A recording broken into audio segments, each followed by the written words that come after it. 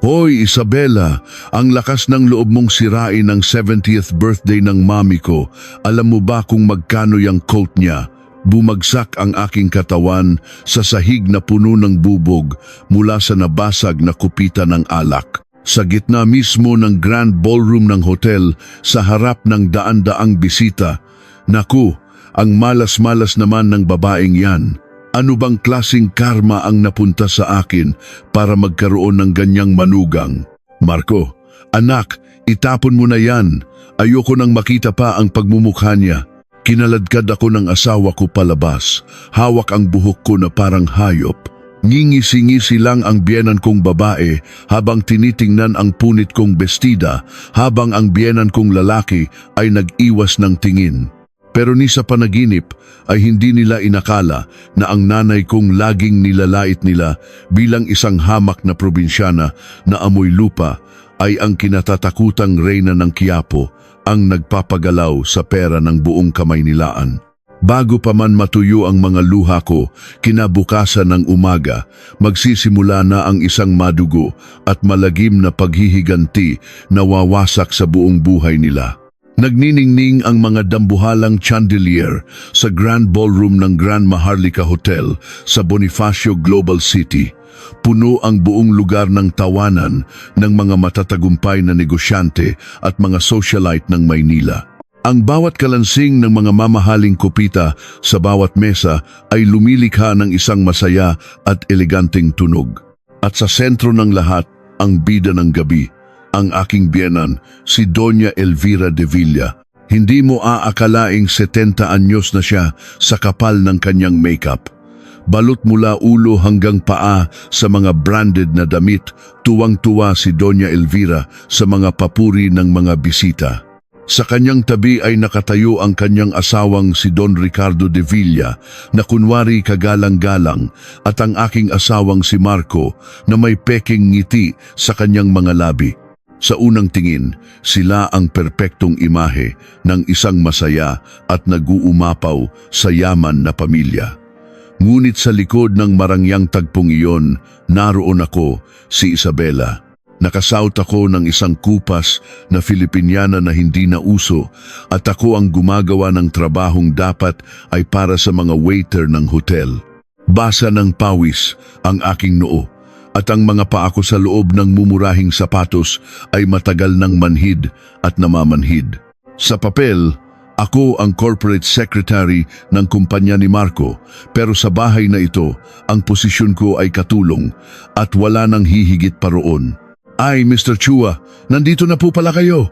Naku, nag-abala pa kayo. Kahit hindi na po kayo nagdala ng regalo, malanding bati ni Doña Elvira.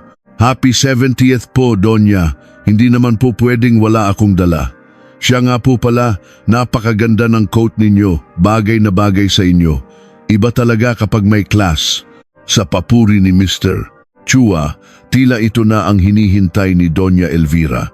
Buong pagmamalaki niyang hinaplos ang suot na Fendi coat. Hihi, napansin mo pala, regalo yan sa akin ng anak kong si Marco. Pinadala pa raw mula sa Italy. Hindi lang 1 milyon, kundi 3 milyon daw ang halaga. Sabi ko nga sa kanya, matanda na ako para sa mga ganito, pero mapilit talaga ang anak ko. Sumabat naman si Marco na may pagkukunwaring kababaang loob. Mami, 70th birthday ninyo, kaya dapat lang po yan. Kung hindi kayo bibilhan ni Daddy, ako na lang po ang bibili para sa inyo. Tama, ikaw na lang talaga ang maaasahan ko. Masyadong mabait ang anak ko, hindi tulad ng iba diyan, sabi ni Doña Elvira kasabay ng isang matalim na sulyap sa akin. Pilit kong iniiwasan ang kanyang tingin habang nililigpit ang mga basyong kopita. At doon na nangyari. Tinawag ako ni Doña Elvira sa isang matinis na boses. Hoy, Isabela, anong ginagawa mo dyan? Nandyan na si Mr. Chua, hindi mo man lang bigyan ng wine? Opo, Mami. Kukuha na po, sagot ko at dali-daling naglakad papunta sa wine bar. Habang nagsasalin ako, ramdam ko ang mga maawaing tingin ng mga staff ng hotel, pero sanay na ako. Yumuko na lang ako at maingat na inilagay ang mga kupita sa tray. Dahan-dahan akong naglakad pabalik sa gitna ng mga bisita. Bigla, isang lasing na negosyante ang umuurong ng patalikod at hindi tumitingin. Ay! Isang iglap lang, bumangga ang likod niya sa tray ko. Ah! Sa aking sigaw, ang mga kopita ay parang sumayaw sa ere bago bumuhos ang lahat ng laman nitong pulang alak sa likod ni Doña Elvira. Ting! Ang tunog ng nababasag na salamin ay umalingaw-ngaw sa buong ballroom. Sa likod ni Doña Elvira, tumutulo ang pulang alak na parang dugo. Ang puting-puti niyang Fendi coat na nagkakahalaga ng 3 milyon ay nabahiran ng kulay dugo. Parang binuhusan ng malamig na tubig ang buong selebrasyon. Tumigil ang musika. Sa nakabibinging katahimikan, tanging ang matinis na sigaw ni Doña Elvira ang narinig. Ang damit ko! Paano na to? Nanginginig siyang lumingon at nakita akong nakaupo sa sahig. Hayop ka! Wala ka ba sa sarili mo? Alam mo ba kung magkano to? Saan mo ba nilalagay ang mga mata mo, ha? Malas ka! Nanginginig akong humingi ng tawad. So sorry po, Mami. Hindi ko po sinasadya. Bigla po kasing. Manahimik ka. Huwag ka nang magdahilan. Sa sandaling iyon, lumapit si Marco at walang sabi-sabing sinabunutan ako. Aray! Napasigaw ako sa sakit habang itinulak niya ako ng malakas sa sahig na may bubog. Blag! Isang daing ang kumawala sa aking bibig. Habang ang lahat ay tahimik na nanonood, namumula sa galit ang mukha ni Marco. Hoy! Isabela, sinadya mo to, no? Gusto mong sirain ang party ni Mami, ano? Hindi, Marco. Hindi totoo yan. Yung lalaki ang bumangga sa akin. Bak! Isang malakas na sampal ang dumapo sa pisngi ko. Sinong pinagsisinungalingan mo? Kasalanan mo to dahil tatanga-tanga ka. Pati ba naman dito sa labas, dala-dala mo ang kamalasan mo. Nakakahiya ka. Hawak ko ang aking pisngi habang umiiyak. Marco, nakatingin ang mga tao. Tama na, parang awa mo na. Nakakahiya? Ngayon ka pa nahiya? Ikaw ang gumawa ng kahihiyan. Muli niyang hinablot ang buhok ko at kinaladkad. Nagpumiglas ako pero wala akong laban sa lakas niya. Nagubulang ang biyenan kong si Don Ricardo at tumingin sa malayo habang si Doña Elvira ay pinapagpagan ang basang coat. Naku, malas talaga. Marco, itapon mo na yan. Ayoko nang makita. Opo, Mami. Yun na nga po ang gagawin ko. Kinaladkad ako ni Marco palabas ng ballroom. Naiwan ang isang pares ng aking sapatos, ngunit walang sinumang pumulot nito. Kinaladkad niya ako sa marmol na sahig ng lobby hanggang sa ihagis ako sa malamig na aspalto sa labas ng hotel. Sugatan ang tuhod at palad ko, ngunit malamig lang akong tiningnan ni Marco at dinuraan. Hoy, huwag kang uuwi sa bahay ngayon. Mag-isip-isip ka muna kung saan ka lulugar. Maliwanag, Marco. Wala akong dalang wallet o cellphone. Paano ako sa ganitong lamig? Pakialam ko sa'yo, problema mo na yan. Kung wala kang silbi, mamatay ka na lang sa lamig. Tinalikuran ako ni Marco at pumasok muli sa hotel. Nilamon ng umiikot na pinto ang mainit na ilaw mula sa lobby at naiwan akong mag-isa sa kalsada, nakayapak at giniginaw sa manipis kong bestida. Pinagtitinginan ako ng mga dumaraan pero walang sinumang tumulong sa isang babaeng gusgusin at may punit na damit. Nanginginig kong sinubukang pumara ng taxi. Taxi! Taxi po! Ngunit lahat ng taxi ay bumabagal lang para tingnan ako bago humarurot palayo. Sa bawat pagtanggi, lalong lumalalim ang aking desperasyon. Nang halos hindi ko na maramdaman ang aking mga daliri sa paa, may nakita akong isang lumang payphone booth. Pumasok ako sa loob, kinapako ang aking bulsa at nagbabakasakali. Buti na lang may naiwang ilang barya mula sa pagbabalot ng mga souvenir para sa party. Nanginginig kong kinuha ang telepono at inihulog ang mga barya. Toot, toot, toot. Habang naghihintay, kinagat ko ang labi para pigilan ang pag-iyak. Isang magaspang at medyo pagal na boses ang sumagot. Hello? Sa pagkarinig ng boses na iyon, gumuho ang lahat ng sakit na 3 taon kong kinimkim. Nay, sino to? Si Bella po, Nay. Huhu, Nanay. Natahimik ang kabilang linya. 3 taon kaming hindi nag-usap simula nang magmatigas akong magpakasal at umalis ng bahay. Ngunit nang muli siyang magsalita, nanginginig na ang kanyang boses. "Nak, bakit ka umiiyak? May nangyari ba?" Napahagulhol ako. "Nanay, mali po ako. Tama po kayo. Suko na po ako. Tulungan ninyo po ako, Nay." Sa loob ng malamig na payphone booth, umalingaw-ngaw ang aking mga hikbi. Samantala, sa loob ng hotel, masayang itinaas ni Marco ang kanyang kopita ng champagne para sa isang brindis. Ang mantsa ng alak sa kanilang kasuotan ay mananatili, ngunit ang kanilang konsensya ay matagal nang malinis.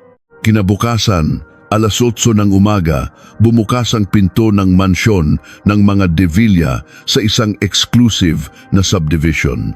Pumasok ako sa sala, suot pa rin ang punit na bestida mula sa party. Magdamag akong nagpalipat-lipat sa mga 20 saput 1 hour na convenience store para lang makahanap ng masisilungan. Halatang halata ang pasa sa aking pisngi. Sa sofa, naghihintay na sina Doña Elvira at Marco na para bang alam nilang darating ako. Sa mesa, nakalatag ang pirmado ng annulment papers at isang resibo. Pagpasok ko, kinuha ni Doña Elvira ang isang platito ng asin at iwinisik sa akin. Swish! Ang magaspang na asin ay tumama sa aking mukha at mga sugat, pero hindi ako kumibo. "Supe! Ang malas-malas! Saan ka na naman nanggaling at dito ka pa bumalik? Hindi ba sinabi kong ayoko nang makita ang pagmumukha mo?" Nakadekwatro si Marco sa sofa, malamig ang titig sa akin. "Buti dumating ka." Upo. Itinuro niya ang annulment papers. Lumapit ako at umupo sa isang stool. Inihagis niya ang mga papel sa harap ko. "Pirmahan mo at huwag kang umasang makakakuha ka ng kahit isang kusing. Sa ginawa mong kahihiyan sa pamilya namin, dapat nga kami pa ang maningil sa'yo. Pasalamat ka, pinapakawalan na kita ng maayos." Sumingit si Doña Elvira. "Anong kusing? Hoy, yung Fendi coat ko, 3 milyon yon. Bayaran mo yon. Ipagbili mo kahit yang bukid ng nanay mo sa probinsya." Tahimik kong tiningnan ang mga papel. Annulment agreement. Nag-flashback sa isip ko ang 3 taon ng pagtitiis. Ang masasakit na salita ng asawa ko, ang pang-aalipusta ng biyenan ko, at ang pagwawalang bahala ng biyenan kong lalaki. Lahat tiniis ko para sa pamilya, pero ngayon wala na itong halaga. "Ano? Hindi ka pa pipirma?" Hinampas ni Marco ang mesa. "At yung posisyon mo bilang corporate secretary, tanggal ka na rin. Isinama lang kita diyan para makaiwas sa buwis. Akala mo kung sino ka na." Dahan-dahan kong itinaas ang aking ulo. Hindi na ito ang tingin ng isang takot na babae. Malamig, walang emosyon. "Sige, pipirmahan ko." Kinuha ko ang inkpad at mariing idiniin ang aking thumb mark sa papel. Pagkatapos sinabi ko, "Yung bayad sa coat, idemanda ninyo ako. At idedemanda ko rin kayo para sa sahod ko sa 3 taon kong pagsisilbi bilang katulong sa bahay na to." Napanganga si Doña Elvira. "Ano? Sahod? Matapos ka naming pakainin at patirahin dito, maniningil ka pa. Ang kapal ng mukha mo." Tumayo si Marco at lumapit sa akin na parang mananakit. "Nananakot ka ba? Sige, subukan mo.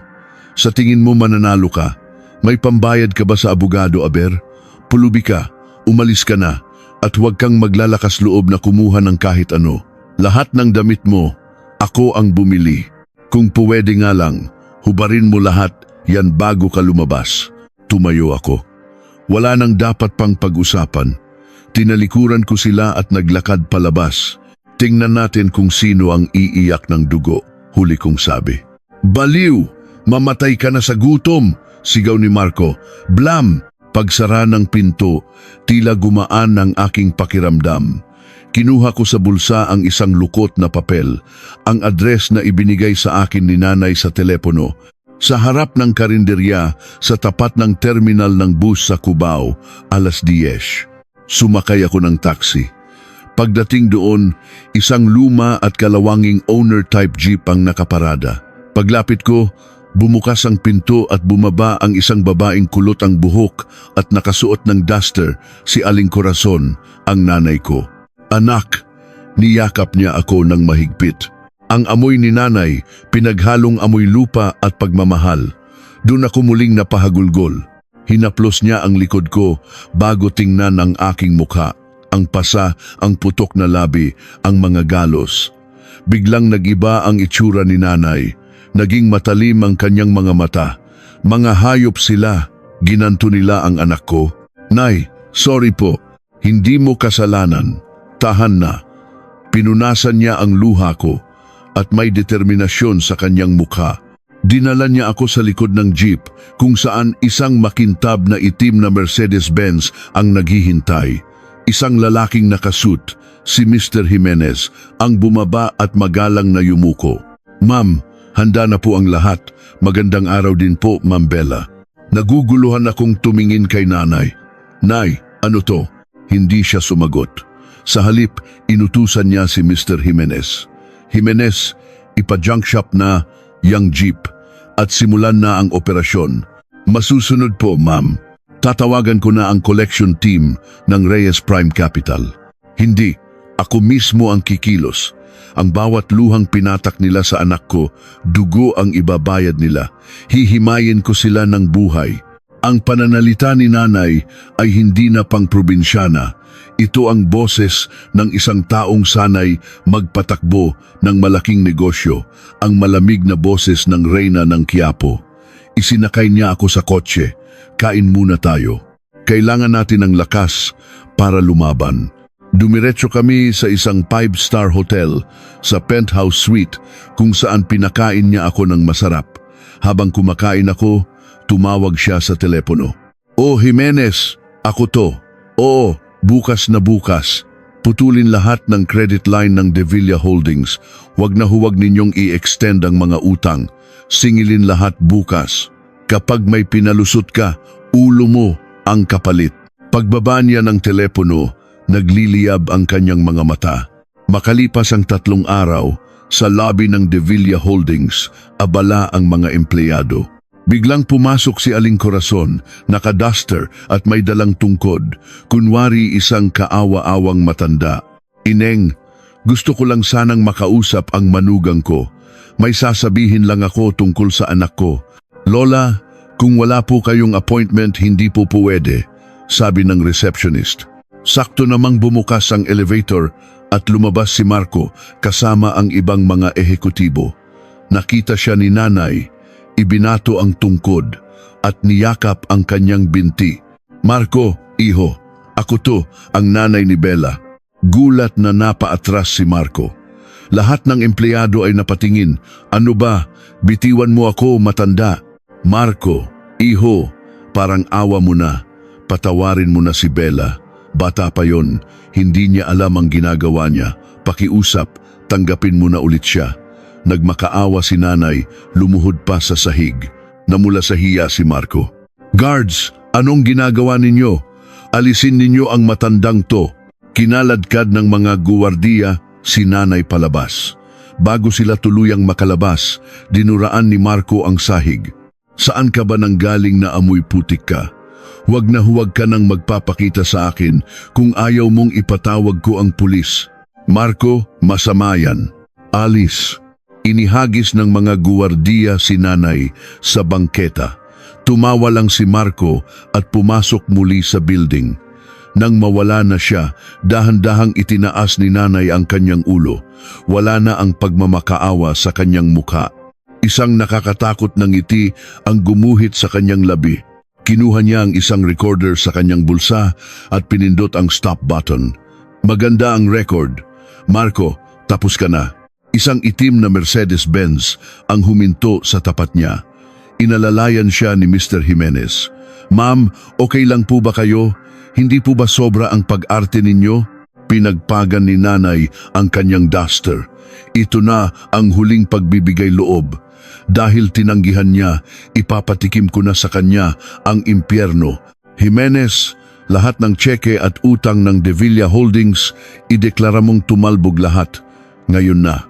Sumakay si nanay sa kotse at matalim na tiningnan ang building. Tila isang kastilyong buhangin na anumang oras ay guguho. Makalipas ang isang linggo, sa opisina ni Marco, ang kanyang mukha ay parang isang patay. Tambak sa kanyang mesa ang mga collection letter mula sa iba't ibang bangko at walang tigil ang pagring ng telepono. Ring. Ring. Hello? Oo, Manager Tan. Anong problema? Bakit hindi pwedeng i-extend ang loan? Ang tagal na nating magka-partner. Malamig ang boses sa kabilang linya. Pasensya na, Mr. De Villa. Utos mula sa head office. Ibinalik sa high-risk status ang credit rating ninyo. Kung hindi ninyo mababayaran ang 50 million pesos na utang ninyo bago matapos ang linggo, mapipilitan kaming i-file kayo for bankruptcy. Ano? Saan ako kukuha ng 50 milyon? Manager, nag-golf pa tayo noong nakaraan. Toot, toot. Binabaan siya. Mga hayop, kapag may pera, bro, ang tawag sa akin, sigaw ni Marco, pawis na pawis. Hindi niya maintindihan ang nangyayari. Tila may isang hindi nakikitang kamay na sumasakal sa kanyang kumpanya. Tok, tok. Pumasok ang kanyang sekretarya, hindi dala ang mga papeles kundi isang business card. Sir, may bisita po kayo mula sa Reyes Prime Capital. Sino yan? Wala akong appointment sa kanila. Sila na raw po ang bumili ng lahat ng utang ng kumpanya natin. Kailangan daw po kayong makausap. Nanginig ang mga tuhod ni Marco. Kung sila ang may hawak ng utang niya, hawak din nila ang buhay ng kumpanya niya. Papapasukin mo. Pumasok ang isang lalaking nakasuit, si Mr. Jimenez. Yumuko siya ng bahagya, ngunit may pangungutya sa kanyang mga mata. Mr. Marco De Villa, ako si Robert Jimenez, Executive VP ng Reyes Prime Capital. Maupo po kayo. Ano pong maipaglilingkod ko? Umupo si Mr. Jimenez at nagdikwatro. Diretsahan na. Sa utos ng aming chairwoman, binili namin ang lahat ng short-term debts at promissory notes ng De Villa Holdings. Ang kabuuan ay 300 million pesos. Ano? 300 milyon? Napaupo si Marco. Ayon sa kontrata, may acceleration clause tayo. Dahil sa biglaang pagbagsak ng inyong financial status, kailangan ninyong bayaran ang lahat ng utang agad-agad. Ipinakita niya ang isang probisyon sa kontrata na nakasulat sa maliliit na letra. Anong ibig mong sabihin? Simple lang, magbayad ka ng 30 million pesos bilang unang installment bukas. Kung hindi, sa susunod na araw, bankrupt na ang De Villa Holdings. Wala ka ng oras para mag-file ng kahit ano. At may pinapasabi pala ang chairwoman namin. Ano yon? Kung ano raw ang itinanim mo, siya mo ring aanihin. Lalo na kung ang itinanim mo ay luha sa mata ng iba dahil dugo ang babalik sa'yo.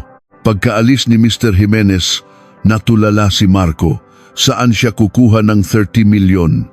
Tinawagan niya ang kanyang ama, si Don Ricardo. Dad, si Marco too. Oh, bakit? Parang iiyak ka na. Ikinuwento ni Marco ang lahat, pero malamig ang sagot ng ama. Ano? 30 milyon?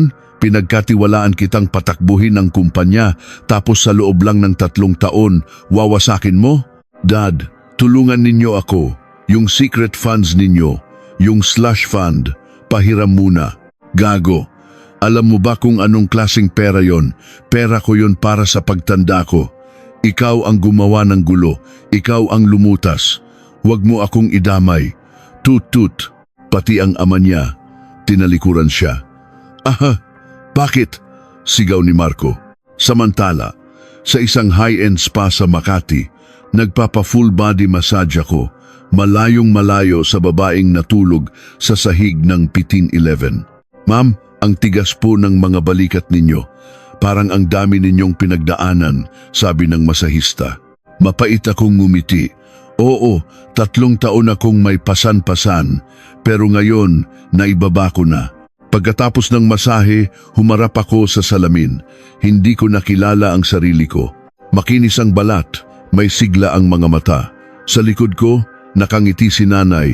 Ayan, nagmumukha ka ng tao ulit. Ganyan kaganda ang anak ko eh. Nanay, hinawakan niya ang kamay ko at inabutan ng isang folder. Heto, ito ang sandata mo. Binuksan ko ito. Laman nito ang buong financial records ng Devilla Holdings, ang kanilang tunay na utang, ang listahan ng mga hidden assets, ang mga bank statement, at ang mga kahina-hinalang dummy accounts ni Don Ricardo. Ang biyenan mo at asawa mo, puro lang yabang yan. Utang ang bumuhay sa kanila. Isang tulak lang, babagsak na yan. Habang binabasa ko ang mga dokumento, nakita ko kung paano nagwaldas ng daan-daang libo si Doña Elvira sa isang araw sa mall, habang ako ay nagtitipid sa pambili ng toge. Si Marco naman, milyon-milyon ang ginagastos sa mga KTV bar para sa business meetings.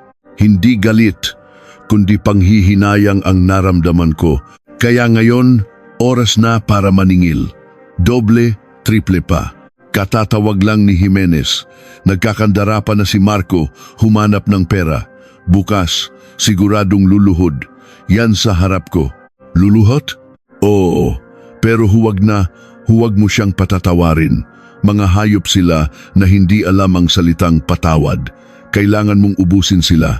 Tumingin ako sa salamin at dahan-dahang tumango. Opo, Nay. Hindi na ako iiyak. Hihintayin kong makita silang umiiyak ng dugo. Gabi na, ang mansyon ng mga Devilla ay parang impyerno. Aray, ang sakit ng ulo ko. Bakit decline lahat ng credit cards ko? Nakakahiya sa mga amiga ko, reklamo ni Doña Elvira. Si Don Ricardo ay nagkukulong sa kanyang study habang si Marco ay dumating na lasing. Marco, andyan ka na pala. Naayos mo na ba ang credit card ko? May lunch meeting ako bukas. Pwede ba, Mami, tigilan mo muna yung credit card mo? Malapit nang malugi ang kumpanya, yan pa rin ang iniisip mo. Ano? Malugi? Paano ang retirement fund ko? Pare-pareho lang kayo ni Daddy. Mamatay na ako rito. Kung hindi ako makahanap ng 30 milyon bukas, lahat tayo sa kalsada pupulutin. Sinipa ni Marco ang mesa at nabasag ang isang mamahaling florera. Crash! Natakot si Doña Elvira habang si Marco ay napaupo sa sahig. Sino? Sino ang gumagawa nito sa akin? Biglang nag-vibrate ang cellphone niya. Unknown number. Nanginginig niyang sinagot ito. Hello? Isang boses na parang galing sa computer ang nagsalita. Mr. Devilla, nakuha mo na ba ang 30 milyon? Kung hindi, bukas, headline ka na sa balita. Devilla Holdings, bangkarote. Dahil sa korupsyon. Maganda, di ba? Sino ka? Taga Reyes Prime Capital ka ba? Bibigyan kita ng clue. Isipin mo ang taong pinakahinamak mo, ang taong tinapakan mo na parang ipis. Toot, toot. Naputol ang tawag, natulala si Marco. Biglang pumasok sa isip niya ang mukha ng biyanan niyang probinsyana at ang huling sinabi ko, tingnan natin kung sino ang iiyak ng dugo. Imposible. Si Isabela. Yung pulubing yon, umiling-iling si Marco. Ngunit ang takot ay nagsimula nang kumalat sa kanyang puso. Kinabukasan, sa boardroom ng Devilla Holdings, tensyonado ang lahat. Isang oras na lang ang natitira sa deadline. Walang pera. Biglang bumukas ang pinto at pumasok si Mr. Jimenez. Sa likod niya, isang babae. Click, clack. Ang tunog ng high heels. Nakasuot ng isang eleganteng puting power suit, maikling buhok, pulang labi at isang tingin na puno ng kapangyarihan. Ako, pero hindi ang Isabelang kilala nila. Lahat ay napatingin. Tumayo si Marco. Isabela, anong ginagawa mo rito? Hindi ko siya pinansin. Umupo ako sa upuang inalok ni Mr. Jimenez. Long time no see, Mr. Devilla. O baka dapat ex-Mr. Devilla na. Anong karapatan mong pumunta rito? Guards. Pinigilan siya ni Mr. Jimenez. Umupo ka, Mr. Devilla.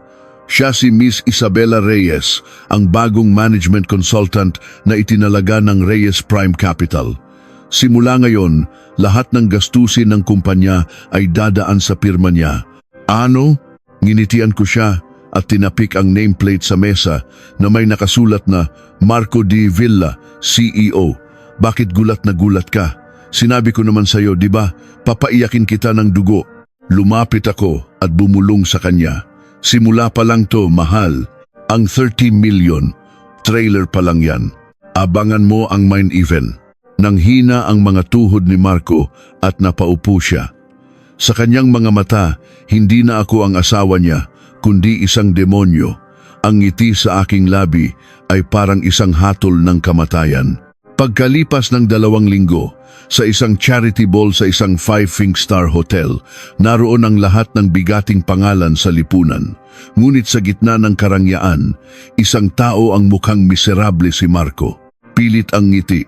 Namimigay siya ng business card sa mga bisita, desperadong naghahanap ng investor. Ang kanyang suit ay mamahalin pa rin, ngunit halatang gusot at luma na. Lumapit siya sa isang matandang negosyante. Mr. Go, buti na abutan ko po kayo. Si Marco De Villa po ng De Villa Holdings. Tiningnan siya ni Mr. Go mula ulo hanggang paa. Ah, ikaw pala. Balita ko lugi na raw ang kumpanya mo. Ah, may gana ka pang mag-party? Naku, hindi po totoo yan, Mr. Go. Chismis lang po. Malakas pa rin po kami. Sige na, abala ako. Tinalikuran siya ni Mr. Go. Kinuyom ni Marco ang kanyang kamao. Narinig niya ang mga bulungan. Hindi ba yan si Marco De Villa, yung malapit ng mabankrupt? Kawawa naman, nang lilimos ng investor. Biglang dumilim ang paligid at isang spotlight ang tumutok sa entablado. At ngayon, mga kaibigan, ang pinakahihintay nating lahat, ang panauhing pandangal na magbibigay liwanag sa gabing ito. Mula sa pinakabagong luxury lifestyle brand na Raina, walang iba kundi ang CEO nitong si Miss Isabela Reyes. Hindi makapaniwala si Marco, bumukas ang pinto sa entablado at lumabas ako. Lahat ng mata ay nasa akin. Suot ko ang isang itim na velvet gown na nagpapatingkad sa puti kong balat at isang diamanteng kuwintas na kumikinang. Wala na ang anino ng hamak na manugang. Para akong isang reyna na ipinanganak para mamuno. Nabitawan ni Marco ang kanyang kupita. Crash! Ngunit hindi ito narinig dahil sa lakas ng palakpakan. Nakanganga siyang nakatingin sa akin. Imposible. Si Isabela yan. Ngumiti ako sa mikropono. Magandang gabi sa inyong lahat. Ako po si Isabela Reyes, ang CEO ng Raina. Ang boses ko ay kalmado ngunit may bigat. Ang aming brand ay sumisimbolo sa isang bulaklak na sumisibol sa kabila ng pagsubok. Tulad ko na nagmula sa isang mahabang taglamig dahil tulad ng isang damo habang lalo kang tinatapakan, lalo kang tumitibay, muling umugong ang palakpakan. Tumingin ako sa paligid hanggang sa mahagip ng mata ko si Marco sa isang sulok. Isang maliit na ngiti ang sumilay sa aking labi. Doon, nawala sa sarili si Marco. Isabela! Sigaw niya at tumakbo papunta sa entablado. Anong ginagawa mo dyan? Saan mo ninakaw ang perang yan, ha? Magnanakaw. Ngunit bago pa siya makalapit, hinarang na siya ng mga security guard. Bitiwan ninyo ako. Asawa ko yan. Ako si Marco De Villa. Pinilipit ang kanyang mga braso at pinaluhod siya sa sahig. Naging magulo ang party. Tiningnan ko siya mula sa entablado na parang isang maruming insekto. Mukhang may bisita tayong hindi imbitado. Lasing yata. Pakilabas na lang po siya. Kinaladkad ng mga guwardiya si Marco palabas. Isabela, wag mo akong gawing ganito. Pinakain kita, binihisan kita. Wala kang utang na loob. Nang magsara ang pinto, muli akong nagsalita. Pasensya na po sa abala. Tulad ng nakita ninyo, ganyan talaga ang mga multo ng nakaraan nakakaladkad palabas. Ang Raina ay laging tumitingin sa hinaharap. Samantala, sa isang VIP terrace, pinapanood ni Aling Corazon ang lahat. May ngiti sa labi. Tama yan, anak. Magaling. Ma'am, ayon po sa plano ang lahat. Wala na sa sarili si Mr. De Villa, sabi ni Mr. Jimenez. Siyempre, sino ba namang hindi mababaliw kung ang alila niya ay biglang naging reyna? Jimenez, malamig na utos ni nanay. Ngayon na, tapusin na natin siya. Hayaan mo siyang gumapang sa lupa. Masusunod po. Sa parking lot, inihagis si Marco na parang isang basahan. Puno ng putik ang kanyang mamahaling damit. Galit, pagtataksil at takot ang naghahalo sa kanyang isipan. Isabella, biglang may tumigil na high heels sa harap niya. Ako, anong klaseng tao ka? Paano ka naging CEO? May sponsor ka, no? Napatawa ako. Sponsor? Kaya ka bumagsak dahil puro ganyan ang nasa isip mo. Hindi pa ako bagsak. Akala mo ba kaya mo akong pabagsakin? Nang susugurin niya ako, hinarang siya ni Mr. Jimenez. Saan ka pupunta? Gusto mo bang lumagda sa sarili mong death warrant? Lumapit ako sa kanya. Marco, huwag kang magkamali. Hindi ko ninakaw ang pera mo. Ang nanay ko ang nagpahiram sa iyo ng pera. Ano, yung probinsya ng yon? Oo, yung nanay kong tinaboy mo dahil amoy lupa raw, si Aling Corazon Reyes. Siya ang chairwoman ng Reyes Prime Capital. Siya ang reyna ng Quiapo. Nanlaki ang mga mata ni Marco. Walang boses na lumabas sa kanyang bibig. Lahat ay nag-ugnay-ugnay na. Hindi, imposible. Manigas ka. Pero tandaan mo, lahat ng ginawa mo sa amin ni nanay, babayaran mo. Pati interes. Nag-enjoy ka ba sa party? Simula pa lang, yan. Bukas, may mas masaya pang mangyayari. Bella, mahal, mali ako. Nagmakaawa siya, pero tinalikuran ko na siya. Isang itim na limusin ang huminto sa harap ko. Bukas ng umaga, darating kami, sabi ni Mr. Jimenez kay Marco, kasama ang mga sheriff. Ihanda mo na ang mga gamit mo para umalis. Slam! Umalis ang limusin, napaupo si Marco sa sahig. Pakiramdam niya, siya ay nasa impyerno na. Aha! Sigaw niya, pero walang nakarinig. Tulad ng ginawa niya sa akin, siya naman ngayon ang nag-iisa at pinabayaan. Kinabukasan, sa harap ng mansyon ng mga De Villa, dumating ang mga truck ng sheriff. Sa loob, nagrereklamo pa si Doña Elvira. Nasaan na ba si Marco? Hindi umuwi kagabi. Pabayaan mo yang anak mo, sabi naman ni Don Ricardo. Sakit sa ulo. Ding-dong, ding-dong. Sino ba yan? Sabi ni Doña Elvira at tiningnan ng intercom. Mga pulis at sheriff. Sino kayo? Mula po kami sa korte. May writ of execution kami. Buksan ninyo ang pinto. Hindi niya binuksan, kaya sinira nila ang lock. Pumasok sila at sinimulang lagyan ng notice of levy na sticker ang lahat ng gamit. Anong ginagawa ninyo? Huwag, ang sofa kong Italian, ang painting ko. Sigaw ni Doña Elvira. Sinubukan niyang tanggalin ang sticker pero hindi niya kaya.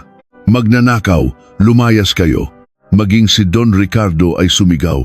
Alam ninyo ba kung sino ako? Dati akong congressman pero walang nakinig. Dumiretso ang mga sheriff sa kanyang study kung nasaan ang kanyang secret safe. Wag diyan, pribado yan, sigaw niya. Pero huli na, pati ang safe ay nilagyan ng sticker. Ang pera ko, ang pinaghirapan ko, umiyak si Don Ricardo. Nandoon ang lahat ng kanyang ill-gotten wealth. Dumating si Marco, gusot ang damit at gulat na gulat sa nakita. Totoo nga ang banta ni Isabella. Sa sandaling iyon, isang pamilyar na boses ang narinig mula sa pinto. Aba, ang bilis ninyo Magaling. Nakatayo roon si nanay at ako. Suot ang aming pinakamagagarang damit. Isabella, hayop ka. Ikaw ang may gawa nito. Susugurin sana ako ni Doña Elvira pero pinigilan siya ng isang bodyguard. Aray, bitiwan mo ako. Mami, dahan-dahan lang. Huwag bastos. Malamig kong sabi. Bella, anak, parang awa mo na. Lumuhod si Marco, ngunit hinampas ni nanay ang kamay niya gamit ang kanyang tungkod. Huwag mo siyang hawakan, marumi ka. Ma'am, chairwoman, patawarin ninyo po ako. Ngayon, chairwoman na. Noong isang araw, amoy lupa ako. Ngayong natikman mo na ang lasa ng pera kong amoy lupa, nagbago ka na. Tiningnan ko ang paligid. Ang lugar kung saan ako naglinis at nagsilbi sa loob ng 3 taon ay isa ng sementeryo ng mga sticker. Mami, naaalala ninyo yung Fendi coat ninyo? Yung 3 milyon, baka sa auction 30,000 na lang ang halaga niyan. Walang hiya ka, isusumpa kita. Ang sumpa, bumabalik. Sabi nila, kapag pinaiyak mo ng dugo ang manugang mo, malulugi ang pamilya mo. Totoo pala. Lumapit ang sheriff at inabot sa akin ang papeles. Ma'am, tapos na po ang unang phase. Bukas, aalisin na ang mga gamit. Heto po ang eviction notice. Kailangan na nilang umalis bago maghating gabi. Salamat at pakilista ng maayos ang laman ng mga alahas at safe. Walang dapat mawala. Hindi! Ang mga alahas ko, para sa magiging apo ko sana yan, sigaw ni Doña Elvira. Sinungaling. Wala kayong ibinigay na kahit ano sa akin noong kasal. Yang mga alahas na. Yan, galing sa money laundering ni Daddy, di ba? Namutla si Don Ricardo. Papaano mo nalaman? 3 taon po akong naglinis sa bahay na to. Alam ko po ang sikreto ninyo. Ang password ng safe, 725, birthday ni Mami, tama? Natulala si Don Ricardo. Ang manugang na hinamak niya ay alam pala ang lahat. Oras na. Aalis na kami. May 10 minuto kayo para mag-impake ng damit. Huwag ninyong gagalawin ang ibang gamit. 10 minuto, demonyo ka. Umalis na kami. Gumapang si Marco para habulin kami. Bella, parang awa mo na. Wala akong pupuntahan. Wala akong pera. Huminto ako, kumuha ng 1,000 piso sa wallet ko at inihagis sa mukha niya. Oh, ayan, pamasahe at pambili ng fishball. Bumagsak ang pera sa kanyang pisngi. Puno ng hiya pero pinulot pa rin niya ito. Pagsara ng elevator, narinig namin ang iyakan at sigawan mula sa loob. Gumaan ba ang pakiramdam mo? Tanong ni Nanay. Opo, Nay, pero hindi pa tapos. Kailangan nating mahanap ang totoong yaman ni Don Ricardo. Alam ko kung nasaan, sagot ko. Naalala ko ang sinabi ng biyenan kong lasing ang tungkol sa isang secret ledger.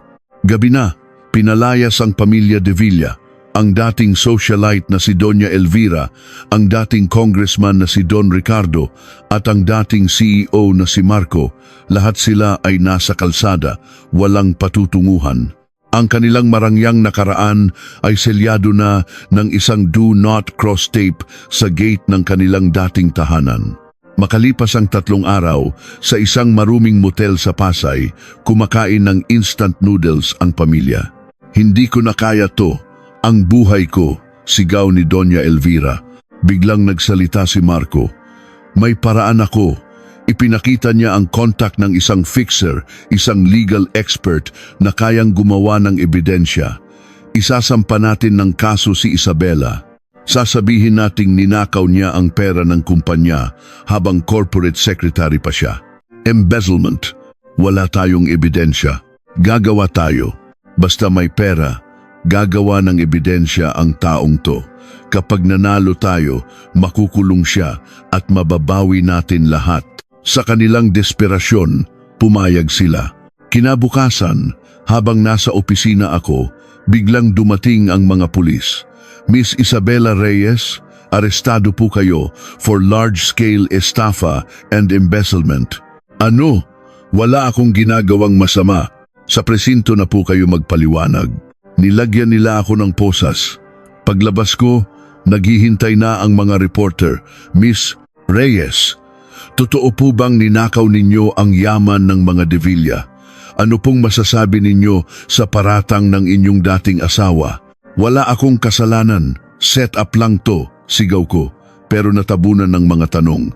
Gabi na, nasa balita na ako, social na manugang, nadakip dahil sa 500 milyong estafa. Sa kulungan, dinalaw ako ni Marco. Kamusta diyan, mahal? Masarap ba ang tulog? Hayop ka! Gawa-gawa mo lang lahat to. Gawa-gawa? Sabi ng accountant ko, may records na buwan-buwan kang kumukuha ng pera. Baliw, gusto mong makipagayos? Iurong ko ang kaso, bayaran mo lahat ng utang ko, ibalik mo ang kumpanya at bigyan mo ako ng 500 milyon. Deal? Sa panaginip mo. Sige, bahala ka. May mga testigo na ako, mga empleyado kong magsasabing inutusan mo sila. 10 taon ka dyan, sige ka. Umalis siyang tumatawa. Napaiyak ako. Samantala, si Doña Elvira ay nag-live sa Facebook, umiiyak at nagpapaawa. Mga kaibigan, tulungan ninyo po ako. Inabuso ako ng manugang ko, ninakawan niya kami. Kaawaan ninyo po ang isang matanda. Nag-viral ito at kinampihan siya ng publiko. Dinalaw ako ni nanay.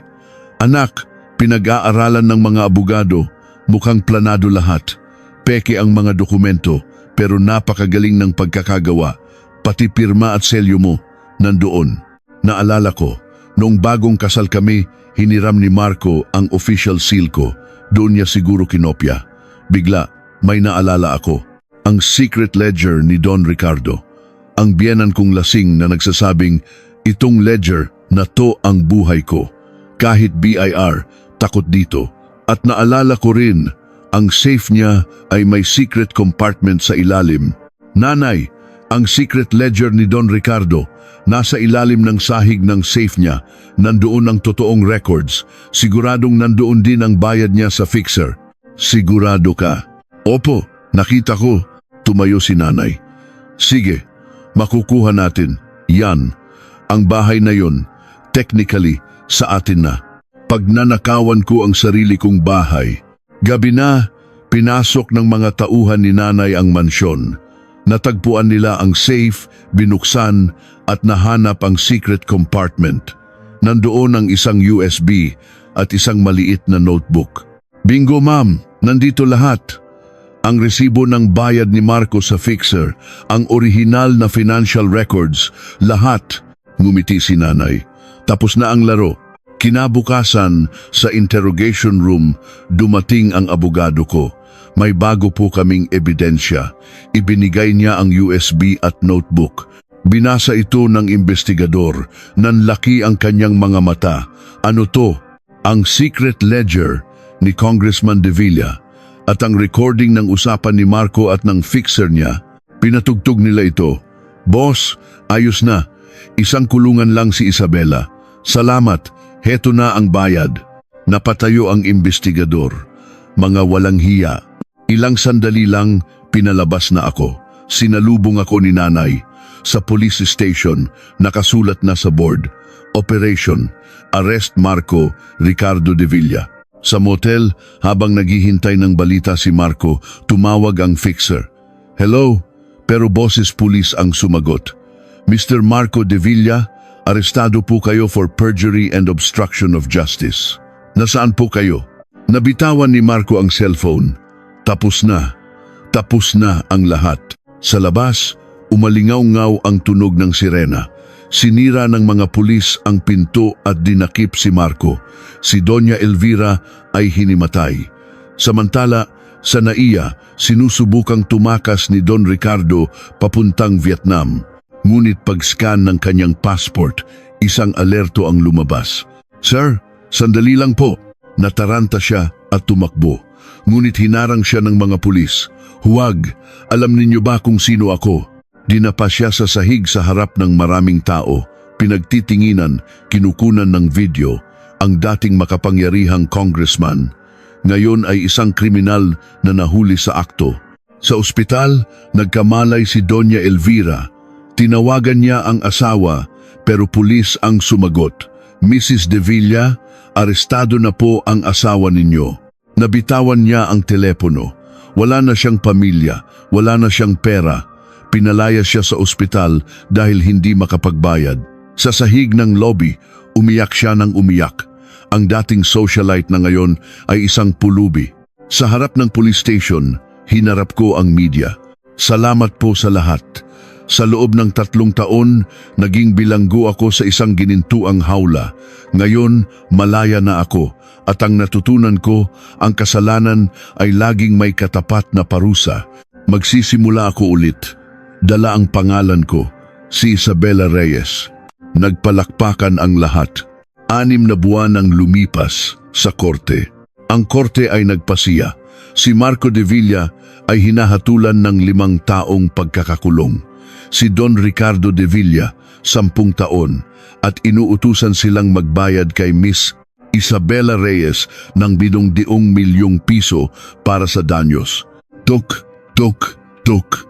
Hindi. Ang anak ko. Sumigaw si Doña Elvira mula sa likuran, gusgusin at mukhang baliw. Kinaladkad siya palabas habang isinisigaw ang pangalan ko. Pagkatapos noon, ang 20 milyong piso ay idinonate ko para magpatayo ng isang shelter para sa mga babaeng inabuso, ang bahay kalinga ni Bella. 3 taon pa ang lumipas. Sa isang barong-barong sa Tondo, nanginginig sa ginaw si Doña Elvira. Nangongolekta na lang siya ng basura para mabuhay. Marco, anak, kailan ka lalabas? Kunin mo na ako rito. Ngunit si Marco, nakalalaya lang dahil sa good behavior, ay walang balak hanapin ng ina.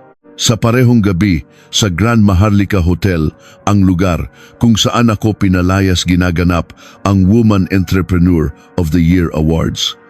Ang tropeo ay iginawad sa akin. Sa aking talumpati, sinabi ko, 3 taon na ang nakalipas. Sa lugar na ito, naranasan ko ang pinakamasakit na sandali ng buhay ko. Ngunit ang pagsubok na iyon ang nagbigay daan sa akin para muling isilang. Ang parangal na ito ay para sa aking ina, si Aling Corazon Reyes. Ngumiti si nanay mula sa kanyang mesa. Paglabas ko ng hotel, umuulan ng niebe.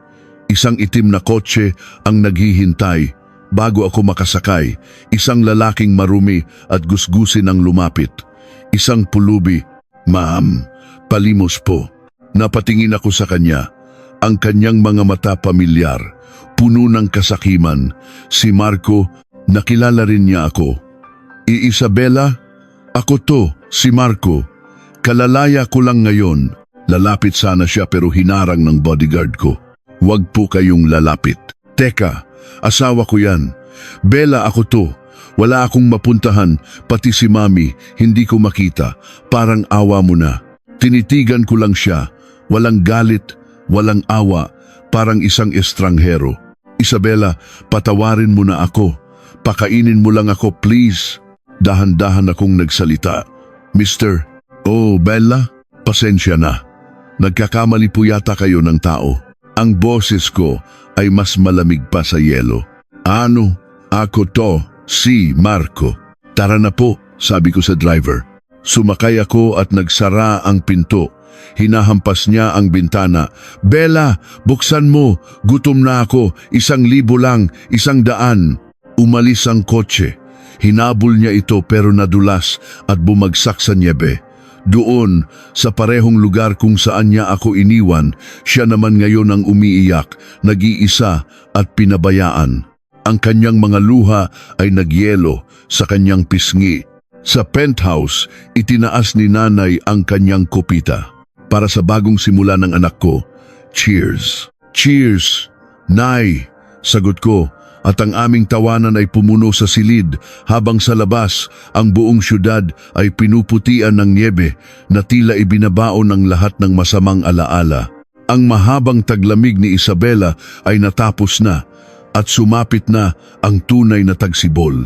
Ang mga nagtanim ng sakit ay naiwan sa walang hanggang taglamig ng kanilang sariling kapahamakan. Dahil sa huli, aanihin mo lang kung ano ang iyong itinanim.